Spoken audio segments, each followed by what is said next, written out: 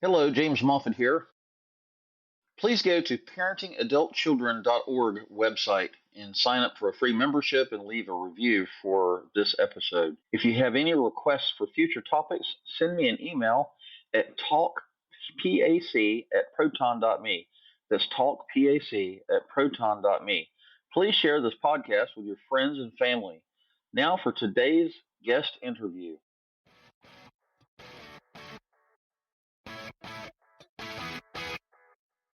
Welcome to the podcast ABCs of Parenting Adult Children.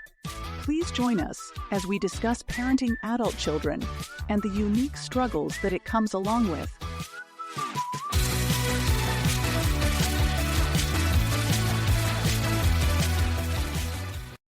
Hello and welcome to Parenting Adult Children podcast. My name is James Moffitt and I will be your host. Today we have a special guest, Angie Mizzell, who's joining with us. Hey, Angie. Hey there, James. How are you? I'm great. It's a beautiful day out there. I walked outside to let the dogs out, and it's like 74 degrees and no humidity, and sun's out. And, after that rainstorm we had last night, I think everything just kind of refreshed itself. And so it's a gorgeous day. Yes, I love it when it's sunny. Yeah. Thanks for being here. Introduce yourself to the listening audience, please. So I am Angie Mizzell. I am an author. I am a mom of 3. I am a relatively new podcaster. My background is television news. I'm a former television journalist turned blogger, inspirational speaker. All of this sort of stems from the work I do now, comes from that decision as I was approaching 30 to leave this rising career in television news and that big decision and then the transformation that led up to that decision and afterwards sort of launched me on the path I am on today, which is just through storytelling, just trying to inspire people to live a life that feels authentic to them and let go of things that are maybe keeping them afraid or stuck on a path that is sucking their life force out of them. So this has been an evolving journey for me, but it has been a nice little ride. And getting to meet people like you, that's how we met. Absolutely. Yes. And I have been following you for quite some time now. I remember, Lord, I bet it's been a decade or two. I remember running into you at the Apple store in downtown Charleston. You were buying a MacBook, and I was so excited for you. I was like, yay, she's getting an Apple. So funny. And I'm not sure if it was the first or the second MacBook, but the second one was because my kids were small and I had put like a juice cup, a sippy cup in my laptop bag, and it had spilled and it killed my laptop. So I do remember that. I just don't remember if it was laptop 1 or 2. Right. Yeah. Katie and I were down there, and I forget, I was buying something. I don't know what it was. And I think we've both been part of the Apple ecosystem, fanboys and fangirls for quite some time. Yes. But I've been following you for a long time, and I follow your newsletter, and I listen to your podcast on your video episode on YouTube. And I'm very inspired by and in awe of your. I can see your TV journalism coming through on your YouTube channel. It's very professional and very polished, and I want to aspire to grow my talents to get somewhere near yours. It's going to take a while, but anyway. Thank you. YouTube's a different animal for sure, and there's a lot to it, and I have yet to learn. My YouTube channel's just kind of like, I just throw things and stick it on, see what sticks on the wall, and I don't have a lot of organization to it. I want to speak to that a little bit though, because I feel like sometimes I'm almost fighting my journalistic training I think it's important to be professional and have yourself together on some level, but I'm also trying to be relatable and real and to try to combine those when speaking out loud, when there's a camera. And sometimes, when I'm doing a podcast, I'm just talking into a green light in my laptop and trying to imagine people being there, but I feel like storytelling, it sort of opens that door to helping us become more comfortable And I really think that's a lot about it. Like, can we just become comfortable in being who we are? And so, Right. anyway, I'm just saying with all of my training, and I do value coming across professional, you also want to be authentic and real. And trying to marry those two can be a challenge, honestly. Yeah. Yeah. There's a balance. For sure. And the thing about video podcasting is that, well, you have a brand. I have a brand. We all have a Hmm. brand of some sort, and we have to we have to identify what brand we want to put forth, right? And then we have to build everything around it, right? And which Hmm. you have done a wonderful job on YouTube, I have to say. So thank you. And when you're talking about video, you have to have the right lighting. You have to have the right kind of. You have to have the technology foundation under you that will allow you to project a good image, right? Hmm. And I think you've certainly done that very well. And yeah, being authentic. Like I took a test. I'm part of the Podmatch Hmm. podcast network, and one of the things you have to do is you have to take a test to determine what kind of podcaster you are. Hmm. So I'm a storyteller. I love telling Yes. stories, and I have lots of stories, and so I love telling those stories, and I like Hmm. drawing that story out of people, and helping them to dig a little deeper and asking probing questions, and I love talking to people because as you listen to their story, you come up with questions. You're like, well, Hmm. how did you come to that assumption, or how did you come to that conclusion, or whatever? And Hmm. so storytelling is only one of many types of podcasters, but I like telling stories. Yeah, So that's something we have in common. And I love, much like you, helping people draw out their story. And I feel like something I do naturally is I can see the connecting points in their own story. Sometimes people are so close to their story, and I love being able to listen to people and sort of synthesize their story arc for myself. It's just, I think it is so fun, and it is the thing that drives me. That is sort of the deep why, like the having the conversations with people, because podcasting is tough. I mean, I know how to do the technical things, but it takes a lot of time, it takes a lot of effort. And so there has to be a deeper why. And I think I have rarely left a conversation that I didn't feel a little more energized and inspired, right, than when I started. So it's really good stuff that we get to do this. And the barrier to entry, there is none anymore. right, I had to right, go to college and go to journalism school and go break through all these gates, through the gatekeeper so that I sure, could do this for a living. And now we can do it in our house. And I think it right, is so fun. And we can do it the way we want to do it. And it can right, be a hobby or a side gig, or we can make it a job or where we have sponsors. But either way, we're getting to do it. And no one's saying that we can't. So I think it is right. really great. Yeah, I think the latest report that came out about independent podcasters, which is what we are, Hmm. there's 400,000 active podcasts, if you can imagine. Yes, I can. It's a lot. And a lot of people are real hesitant into because and I used to think this. I'm like, oh, who wants to listen to my podcast? I mean, I'm just some 63-year-old dude in Goose Creek, South Carolina. He's gonna be interested in me, right? And there's so many podcasts, and so how do you get your name out there? You have all these questions, and you have this voice in your head going, "You're not good enough, and you're not smart enough, and you're not Hmm. talented enough," and you compare yourself to the professionals and go, "Oh Lord, they've got 1.2 million followers. Why would one of those people even think about me?" And of course, that's all negativity, and but there's millions of people on this planet, right? And so Hmm. for in 400,000 podcasts, when you consider there's 3 million or 3 billion people, or I don't know what the population of planet Earth is, but it's quite a few people, right? Yeah, And so there's plenty to go around, right? The that's right. podcast the podcast network is not oversaturated at all. As a matter of fact, it's growing. So Mhm. anyway, Well, I'm glad you're doing it. And oh, thank you. I think you're Yeah. doing good work.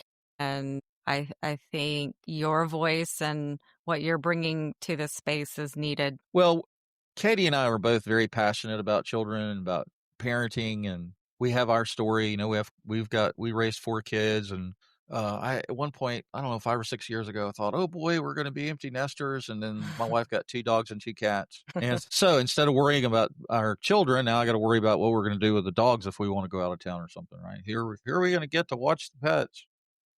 That's right. But I'm passionate about parenting because of my childhood or the lack thereof, Mm-hmm. and the challenges that I faced as a parent, and the transition that I had to make to break the generational curse of the bad stuff my parents did to me and my sister, and Mm-hmm. having to learn how to demonstrate love towards our children, and learning how to not react like my dad did to me when they made stupid mistakes or said the wrong thing, or you know what I'm talking about. So Mm-hmm. I 2015, when Katie and I had two teenagers still living at home, I was desperately trying to stay out of prison.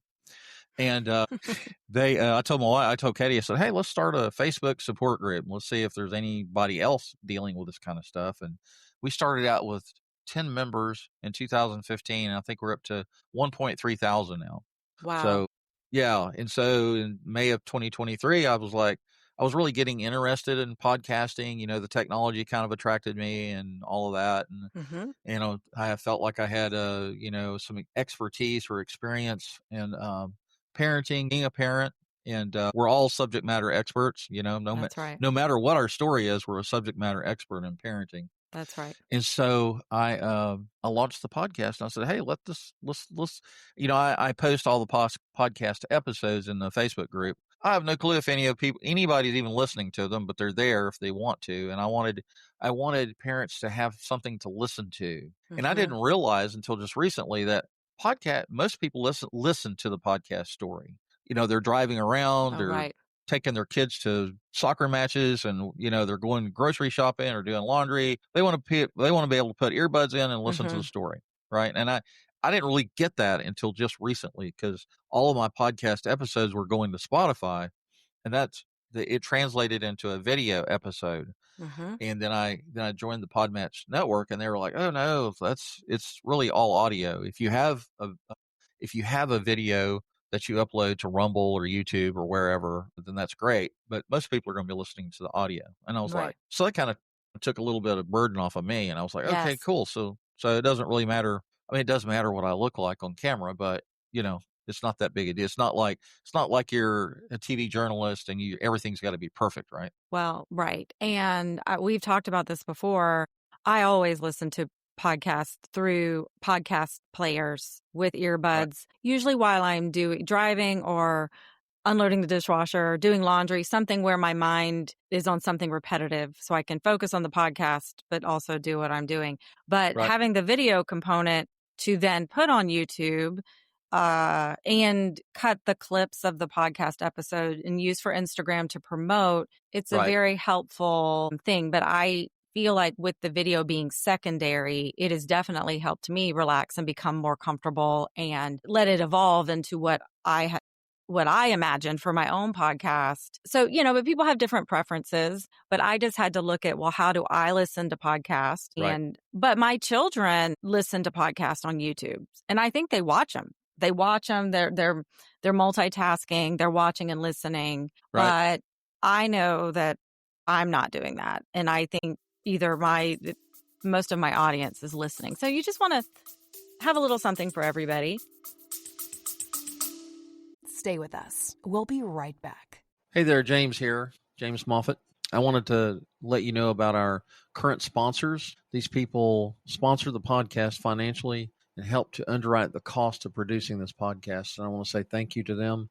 So Michael Evan Blair is with whenindoubt.spinitout.com. Richard Jones is with secondstarts.com. Addiction Recovery Program. Jonathan Nall, he's the author of Final Approach or finalapproach.com. Kenny Dupar, author of Scoundrels in Iraq. Scott Yamamura, author of Financial Epiphany. Mary Toko is a vocal advocate for vaccine education and parental rights. Andrew Ryan Profashi is a cult and cancer survivor and the author of The War on Love. Melissa Crook is a podcast guest, and she is the insightful and compassionate host of the Feel, that's F.E.E.L. podcast. All right. Thank you for listening to this. And now back to your feature presentation. Sure. Absolutely. Well, kids love TikTok. young adults love TikTok, and they like scrolling their phones and watching these 30-second videos, even if they last 30 seconds. I think some of them are Right. shorter I than that. know. And so they're just constantly scrolling and watching all these multitude I of know. TikTok messages. And I'm like, I can't do that. I can watch video, but it needs to be longer than 30 seconds. Anyway, to each That's their right. own. That's right. There's something for everybody. Yeah. So as you're talking about, talk about your book a little bit. Tell us about your book. Okay. So my book, my memoir, Girl in the Spotlight, is a coming of age story that took me almost my entire first 2 decades of parenting to write. It was sparked, the idea to tell a book was sparked when I left my career in television news, that I knew that it had changed me in some way, on a fundamental way, that I had viewed success and my own self-worth and my need to be validated, the outside praise and validation. And I just reached a crossroads in that career where it worked for a while. I loved it for a while, but I reached a place in my life where I'm like, this isn't working. I don't think this is what I want. And I can't see myself doing this 10 years from now. So I leave this career. I did a lot of inner work to get to the place that I could leave. And then afterwards, I had to do a lot of work to reinvent myself, but not in an outer way, internally, to really get connected with who I am as a person. So that book, Girl in the Spotlight, it's almost like 2 stories in one. I'm telling the story of my rising career in television news, and interwoven is the backstory, the childhood stuff, the things that happened in my past that created a sense of loss and longing, and also all of the reasons that I felt so compelled to pursue a career in the spotlight, and then untangling from that so that I could live a freer life, and also in a way that I'm still using my gifts and talents. I mean, clearly I'm a storyteller. There's an aspect to being in the spotlight that I enjoy, but Right. I had lost sight of gifts and talents, and this lights me up. And I just started making decisions because I felt like I should, to, like, almost like this, I was living in this place where I literally trapped myself in a prison of my own making, and I had to break free from that. So the story starts, the present day timeline starts right when my journalism career is on the rise. It ends right before, after I've left my career and I make a decision that I'm ready to start my family. So the interesting thing is, people who've been following my blog for a long time were like, well, there's this whole other story, this life after the book. But I always saw the book as like, well, you guys have been following my life today. You know what my life today looks like, having left that career. Now I'm going to take you back in time and give you the prequel, if you will, of how I even got here, where these perspectives that I have, and the way I'm raising my kids, and the way I'm just trying to be present in my life and live a life full of joy. It all came from the lessons in that book. So, but it took a long time to write because I'm good at writing short form stories and little essays and blog posts, but to try to compile things into a story, essentially, I had to teach myself how to do that. I have a broadcast journalism degree. I do not have an MFA in creative writing, but I spent a lot of time learning and working on it and putting it away. And so my book came out last year. No, almost 2 years ago, October of 2023. Right. And it is still very interesting to be on the other side of having written and published a book, because for so long I was on the I'm writing a book side of it. But I do say that story and me learning how to write a book, I kind of raised that book as I was raising my family. I still have 2 younger kids at home, but my oldest was 2, I believe, when I really started getting into it and trying to write it. And it was published his senior year of high school. Oh, wow. Yeah. A labor of love. For sure. For sure. Yeah.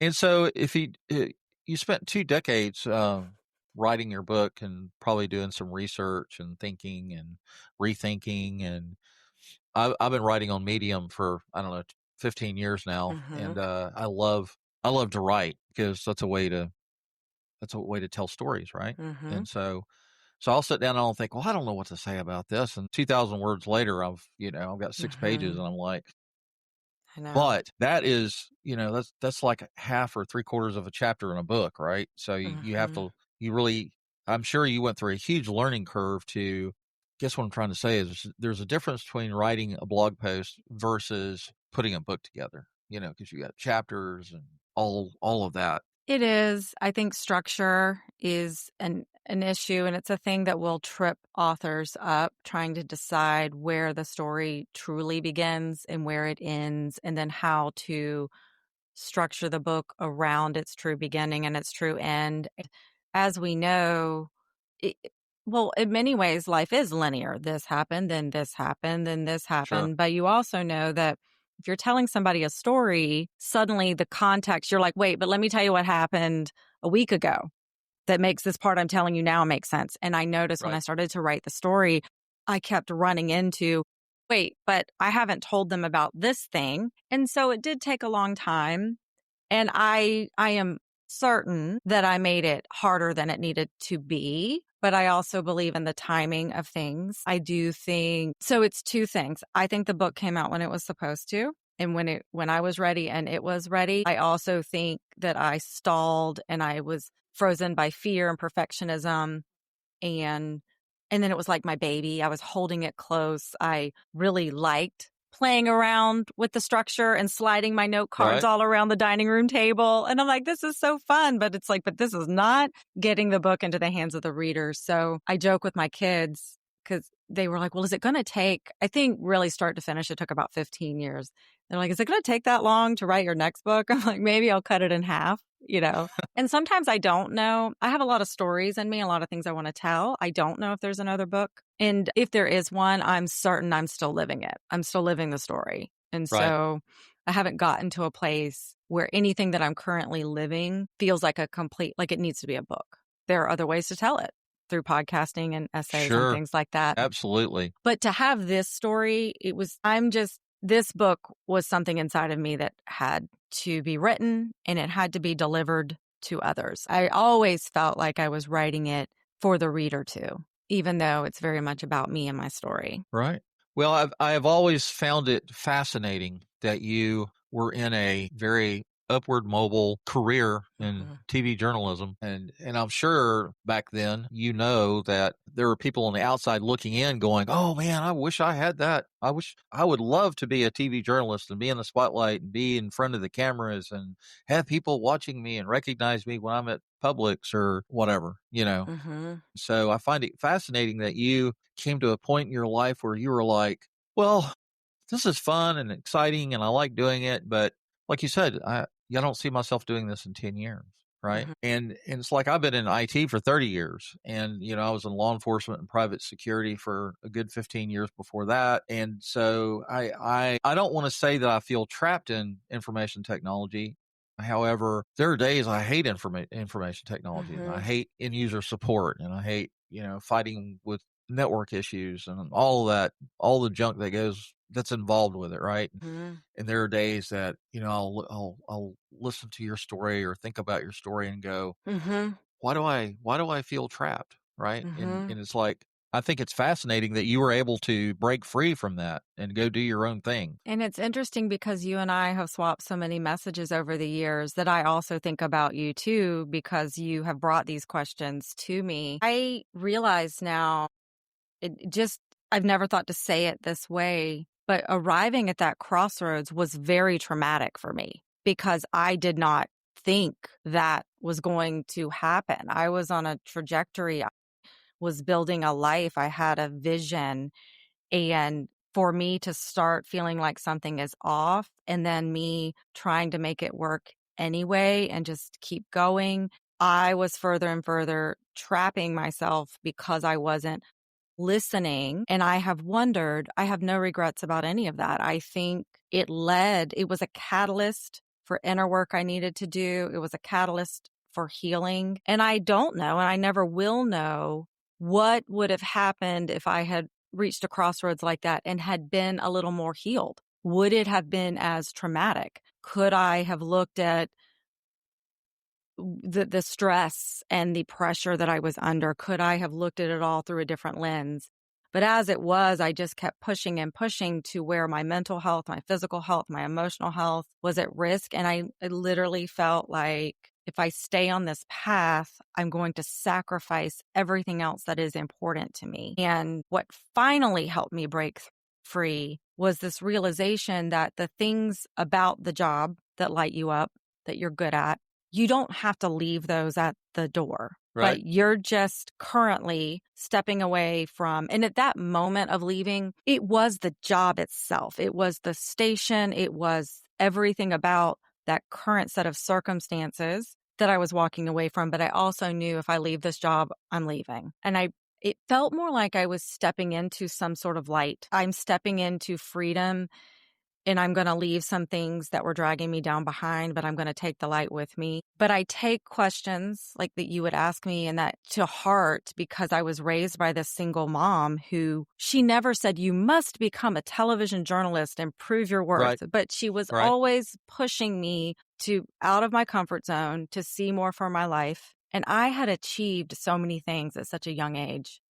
And so it was I was happy for a long time. I'm like, this is pretty sweet. This is a fun, stressful life. But I think as I started to get a little bit older, your needs start to shift. I just started to change internally and maybe want more or something else.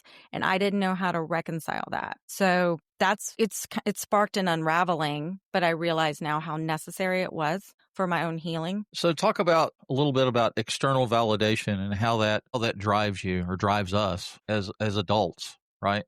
Well, I really do think external validation is great. I mean, I just gave a talk this past week. When people nod their head and they're listening and what you're saying is resonating and they applaud and then they tell you that they enjoyed the talk or that it meant something to them. And then they go buy my book. I'm like, yes, that's external validation. But it feels different now because the validation feels connected to things that I'm doing that matter to me. And you have to be connected to what you're doing and why, because there are going to be days when nobody claps. There are going to be days when you're like, why am I doing this? And those days are hard. And I just feel like what had happened was I was starting to grow and change, but that external validation, it really wasn't about being famous. It was about how when people approved of me, it created a feeling of belonging that I longed for so Acceptance. desperately. And I was starting to it's almost like I was still following a very good, worthy need. We want connection and belonging, but I was losing sight of my why. So I think I have a different relationship with external validation now that it really can let you know the feedback is helpful. Sure. But you have to be standing on and within something stronger and deeper than that's the only measure. It can't be the only measure. So that's probably all I have to say about that is that it's a good thing until it's not a good thing, until it becomes everything, because that will wreck you. I think, when you ask people who they are, 9 times out of 10, they're going to tell you what job they do. Well, I'm a TV journalist, or I'm an IT specialist, or I'm an attorney, or I am whatever the label is, right? Mm-hmm. And honestly, that's just a small portion of your life. That's not really who you are. It's just part of who you are. And, and so I'm sure you've had somebody do this to you before, but spend 3 minutes, give me your elevator speech and spend 3 minutes telling me who you are. Right. And all of a sudden your brain's like, if you've never done that, you're on the spot and you're thinking, wow, who am I? Right. Right. And, so I think the older you get, the more refined and more developed your identity becomes, right? Yeah. And that's one of the driving factors. You talk about the whys, and that's one of the whys of why I do the podcast is because I want my listening audience, parents of children of all ages. I think the spectrum's somewhere between 12 and 40, right? Because it's ABCs of parenting adult children. So adult children is 18 to 26. right? But there's also, parents out there that have teenagers that have 12-year-olds, 13, 14, 15, 16, and on and on. And every age brings its own unique challenge. And so I want parents to receive hope. I want them to, because they're in the midst of the battle. They're, they can't see the forest because of the trees, and I want them to be able to back up and to realize that parenting is important, and parenting is certainly a very vital role. Raising children is a very vital role of being a parent. But we talk about self-care. We talk about, hey, you need to take care of yourself too. And it's not selfish to take care of yourself. Body, mind, spirit. Your physical body, nutrition, your emotional, your spiritual, psychology. It's important for especially mothers. I always say this, and I would imagine most men or fathers cringe at this, but I say that women are the primary caregivers in the house. They especially when children are young, as they get a little bit older, maybe dads have a little more active role in parenting, but moms need to know that it is okay to take care of yourself. It's not selfish, And so anyway, all of these, there's like 30 or 40 topics. I sent you the list. There's a lot of topics. Talk about failure to launch. I had a psychologist tell me the other day, he says, I don't like failure to launch because it's so negative. He said, I like to talk about it as being lost in place. Okay. Of course, my brain went to Lost in Space and, Danger Will Robinson. Then I thought about it. I thought lost in place. So I like that. That's a better term. It's not quite as negative sounding. And so anyway, there's all these, boundaries and validation, all these many myriad of topics that you could talk about when you talk about the parenting story, because you have the parents and the things that they're doing to try to raise a family. And then you have the kids who are on a completely different spectrum they're learning how to grow up. They're learning how to think. They're learning how to become young adults. They're learning how to figure out what their identity is, That's right. And so that's a very complex, families are very complex and very complicated, and there's a lot of moving parts. And so my hope and desire is that parents, as they listen to these podcast episodes and they listen to these different stories, that they can find hope and they can find resources and they can find different perspectives, right? And that's one of the things I love about having people on as guest speakers, is that they broaden my perspective. They come from a different place. They have a different story. They have a different experience. They have different educational levels. They have, all of these things. So right. Well, and I was thinking earlier to something you said. I joke with my husband that I am the human resources manager of our family.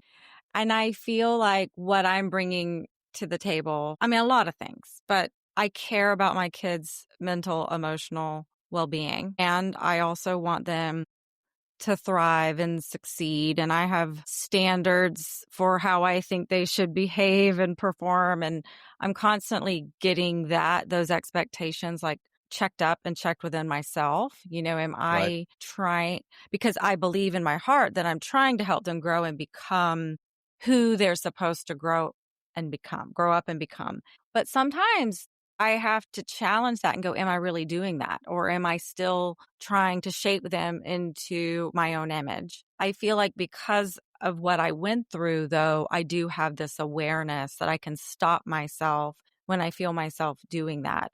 I know that, so as I told you earlier that my book ended with this realization that I was now ready to start a family. I brought into my parenting journey already I'd done a lot of healing. So then I thought, I'm going to do so many things differently. And I do think there are things I've done differently, but I was immediately slapped with my own limitations. I didn't know I was going to be so tired. I didn't know that I would start to feel disconnected from myself, and then that I wouldn't be as present with them as I imagined I would be. So that was the first, almost like a next level of healing, where you realize that the people who raised us, it's possible they didn't do a great job. But they probably did the best they could, even if it Sure. wasn't the best, because you start to see how we are so limited in what are these parents, what inner resources did our parents have? How mature were they really? How healed were they? And it doesn't give people a pass for bad behavior. But when I started butting up against my own limitations and work I still needed to do, I was like, oh, I think I'm starting to see this is difficult work. And Yeah. when I started blogging, I do feel like some of my main themes, I wish I could have seen it more clearly then, but they were what children teach us. So what raising them was teaching me, and really just this art of being present to get in the moment. And actually, I do think I spoke to those themes, but I wish I knew how strongly those were the main things. These kids are teaching me too. And the biggest thing I'm learning is to be in this moment with them. And when they were younger, it was fun to write about them. They were funny. And I was never, so it was always just pretty lighthearted. But as they get older, every parent realizes this. Oh, now we're going through stuff and I feel so alone. And we don't realize that other parents are going through it too. And there's an issue of our kids' privacy because now they're older. You don't know like how much of this behind the scenes struggle should I be talking about with anyone. Right. And so we went through that also. And I think something that really broke ground in my relationship with my oldest as he was becoming a teenager and more independent. I just said, I've been your age. I know what that's like, but I've never been a parent of somebody your age. Right. I am literally making judgment calls in real time. I'm trying to like go with my gut and I'm listening to you. I don't ever really know if I'm doing the right thing. So we are just learning as we go here. And I almost feel like that did something to him where he saw me as human and he saw that I was trying. It's like, I want you to have fun. I want you to be a teenager, but I also need to keep you safe. And I see a bigger picture that you don't see. And that was hard, but I feel like there's a couple of things I've tried to do as a parent. Is when I mess up, I apologize. When I think they're being jerks, I tell them to knock it off because I have feelings too. Right. And then I always try to make sure that we have processed hard things when they happen. And I've almost learned that you can overtalk. You can talk about something too much, but I think in just addressing what just happened is better than pretending like it didn't happen at all. So everybody's holding all of this stuff inside. And I can honestly tell you that sometimes I joke, but I'm not joking. I'm like, I just have to give them to Jesus because you worry about them so much. And as they are out of the house, now my oldest is 18 and he's off in college. And I finally had to say there are going to be consequences now that we're not going to be able to save you from. Right. Like, because they have to be in charge of their own life. And then where is the balance of you can't wash your hands of them, but you also have to let them live their life and experience natural consequences. And this starts before they're 18. This starts, so that and you can see I have some insight, but I don't have the answers. I don't think I've done it all perfect. I do think in trying to keep communication open and just do my own work has helped because I can tell now if something is just triggering something in me that maybe has nothing to do with them. Right. So, man, it is not for the faint of heart, I think is the moral. No. That is the moral of this story I'm telling. Parenting can be exhausting in so many levels. But one of the things that we've discovered, or I've discovered and revisited multiple times, is that we're all transitioning. Whether you're the parent or the child, we're all transitioning. And it's like you said, our parents did the best they could with what they had. Were they perfect parents? No. Did they screw up? Yes. Did they say I'm sorry when they yelled or screamed at me from time to time? No. And so, yeah, it's we're human. We make mistakes. And as we're transitioning, I think parents get stuck in a rut because they think they're so mentally geared towards, I'm here to protect you. I'm here to feed you. I'm here to clothe you. I'm here to put a roof over your head. I'm here, all those things. We're constantly involved in those many tasks, right? And so we forget that just as your children are transitioning from one age to the next and one one level to the next or one season to the next. We as adults are doing the same thing. We're growing older. Hopefully we're growing more wise, and hopefully we're learning from our mistakes. And one of the things that I encourage parents to do, you're going to blow it. And when you blow it, it's okay to say, I'm sorry. It's okay to say, after the episode is over and everybody has cooler heads, then you can come back together and go, hey, I reacted like my dad used to react to me, and that was wrong. I reacted in anger, frustration, whatever. And so it's, I think it's important that we understand that we're all transitioning at the same time. And that's what makes that dynamic so complicated at times, because while we as adults are healing from the emotional baggage that we brought into the parenting experience, from our messed up childhoods, we're dealing with that at the same time that we're trying to deal with your stuff. Right. That's right. And so that can be complicated, and it's okay to go to therapy. It's okay to ask for help. Like in the 60s and the 70s, I don't think parents had the resources available to them that we have today at our fingertips, right? And so a lot of parental or family turmoil, like my parents always told us kids, me and my sister, they said, whatever happens in the house stays in the house. You don't go outside those front doors and you don't talk to anybody about any of it, right? And so there was a lot of repressed anger, a lot of repressed frustration. And so today we have a lot more resources, and it's more acceptable for parents to reach out for help, right? And to seek a family therapist, or, if you go to church, a lot of them have pastoral counseling, and you can get with a pastor or a family counselor within the church, and you can sit down and you can talk about these things. And you as a family can go, to a therapist, and y'all can sit down together and talk about things and work things out. Right. And so there's nothing wrong with that. That's all part of self-care, and it's all part of raising a balanced, emotional relationship with your kids. And for your, it's like you said, one of the transitions that adults or parents go through is that once your child becomes an adult, physically that's 17, 18 years old, right? But we know that their frontal lobe's not really fully developed until they're about 26, right? They think they know everything. I thought I knew everything about everything when I was 20 years old. And of course, wow, I was a dumpster fire. And I realized I was just a little idiot running around on planet Earth. And it's by the grace of God I'm even sitting here talking, right? Because I had no clue. I remember coming to the realization that my parents really understood what they were talking about and had a grasp on reality.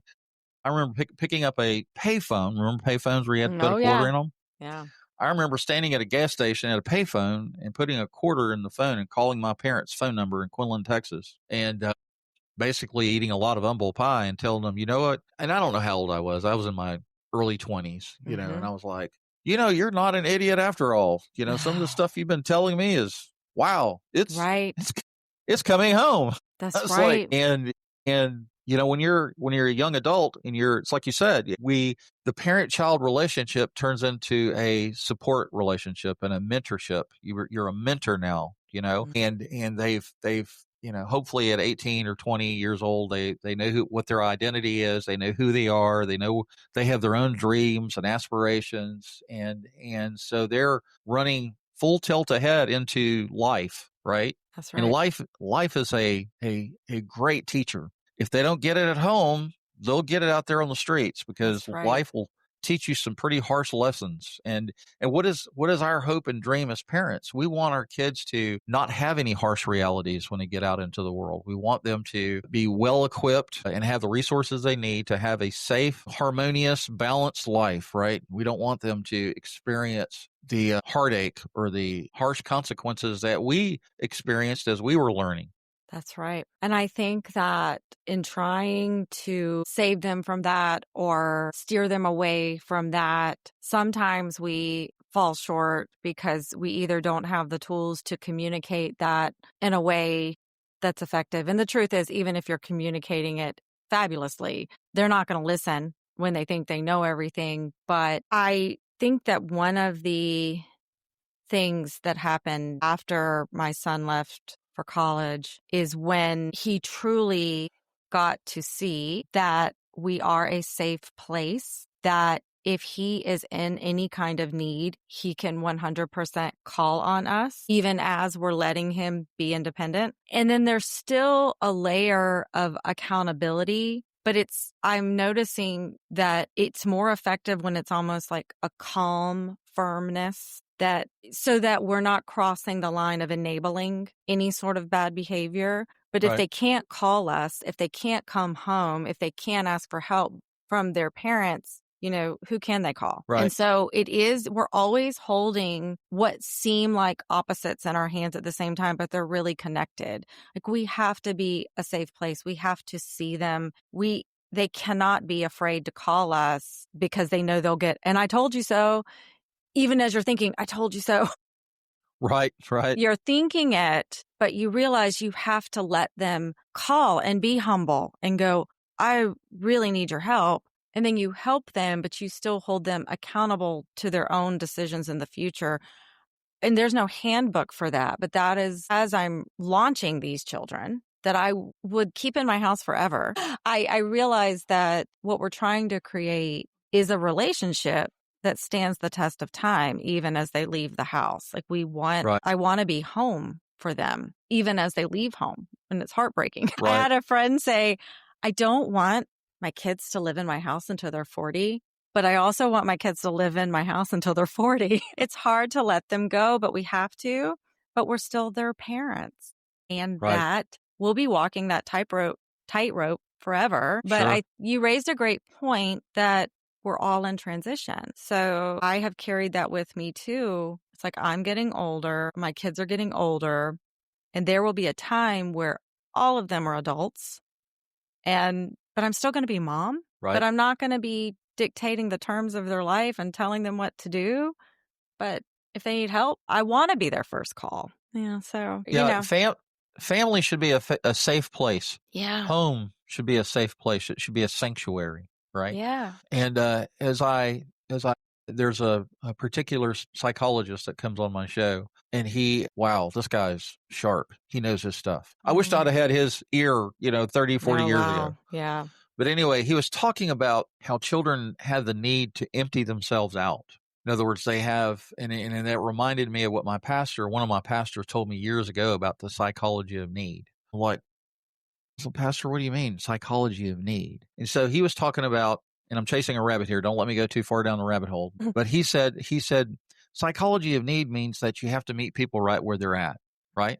If they're hungry, if they're unhoused, if they're hurting, they need to go to the doctor. People have all of these external needs, right? And if you just wave the Bible in their face and judge them for the sin in their life, but you're not meeting any of these external needs, then they can't hear you. They can't hear what you're saying. That's right. So the psychology of need is like Paul said in the Bible, said be all things to all people, right? And that basically means be empathetic, be compassionate. People don't care how much you know until they know how much you care, right? And so as I listened to this psychologist talk, he was talking about one of those needs is that children need to be heard. They need to be they need the validation from their parents that, okay, I'm going to shut up now and I'm going to let you tell your story. I want you to tell me your story. Tell me what's going on. Tell me about why you're frustrated, why you're angry, why you're hurting, what's happened. And we need to be quiet and I'll give them the space to empty themselves out. And when he told me that, I was like, wow, that's deep, right? Because he said until they can reach the space where they feel validated by you and that they are safe in a safe place where they can talk about what's going on in their hearts. It doesn't matter what you say. You can sit there, you'd be like a little chipmunk sitting in a tree limb, just yapping at them. Well, they're not listening to what you're saying because they've got all this stuff in themselves that they need to get out, right? And that was very telling for me and really revealing. And that's not just parent-child relationships. That's husband and wife, right? Right. We can't be yapping at each other and not allowing the other person to be real and say, well, why did I do that? Because this is what's going on. This is what happened at work, or this is what happened on the ball field, or, whatever. That's right. The listening And it's the same and slightly different with two adults, because I feel like this is something my husband and I are still practicing, letting each other share how we feel without immediately jumping to either the defense or the explanation of like, oh, the way you interpreted that wasn't right. It's hard to sit there when someone is telling you how it feels to be them in the relationship. Right. So honestly, my husband and I will be married 25 years in June, and this is something we're still practicing. And then with our kids, so my mom passed away last June. She had me when she was 18, but I always feel like one of my biggest issues with her is that it's, as you said, I didn't realize it until you put it in those words of the psychologist, but I wasn't ever able to empty myself out, because me emptying myself out would hurt her feelings. And then it became about how I hurt her feelings. And what I can see now as a 50-year-old woman who has lost her mother is that I imagine it was painful for her to hear me say the things I was saying. And she probably felt like that's a bunch of crap. That's not how it is. But I think if she had just listened and then validated feelings and then also helped me reframe the way I was seeing things. If she could then calmly say, I see that that's how it felt. This is where I was coming from, and maybe it didn't land. If there were so many things, but she didn't have the resources or the tools internally to do that. So the expectations I had of her to deliver what I needed, I don't even know if they were realistic, but in hindsight, I see now that's really all that I needed, was her to listen and not validate everything, but just help me feel heard. And I try to remember that, especially now that my kids are getting older. I'm like, what did I need? And I still needed to be parented. I still needed her to rise up and be the adult and the authority, but I also needed to empty myself out. I'm so glad you gave me that language from this psychologist, because that is really helpful. And it's definitely something I'm going to remember as a takeaway from our conversation today with all of my relationships, even my husband. So thank you. Yeah, absolutely. He's going to be on my show quite a few times. Dr. Marcus, I think is his name. So stay tuned to those specific episodes, because this guy is phenomenal. And anyway, we need people like that, right? We need subject matter experts that can help put a light in front of us and guide us in the ways we need to go. Yes, and more conversations and safe spaces where people can just listen and take what they need and leave what they don't. That's right. Angie, I've really enjoyed this conversation with you today. I'm glad that you were able to make the time I know you're busy, and I appreciate you taking the time to talk to me, and to my listening audience. I want to say thank you for the privilege of your time. Thank you for listening to this podcast episode. You can listen to this podcast episode on Captivate.fm, Amazon Music, iHeartRadio, Apple Podcast, and Public Radio. I also upload the video version of this to rumble.com. That's a conservative alternative to YouTube. I have not been brave enough to put this on YouTube like Angie has done all her stuff, but maybe one day I'll graduate and figure out how to do that. Our website is parentingadultchildren.org, common spelling, parentingadultchildren.org. If you go there, the website will provide you with my contact information. You can send me a voicemail. Click on my email link and send me an email, and I'll respond. Upcoming show schedule is in the blog. Just look for show schedule in the blog posts. And there's a place at the top where you can click on a review button. You can, if you listen to an episode, watch an episode that you like, leave a review so other people will be interested to watch this podcast. If you're on Apple Podcast, you can do the same thing. While you're listening to the podcast, you can actually leave a review.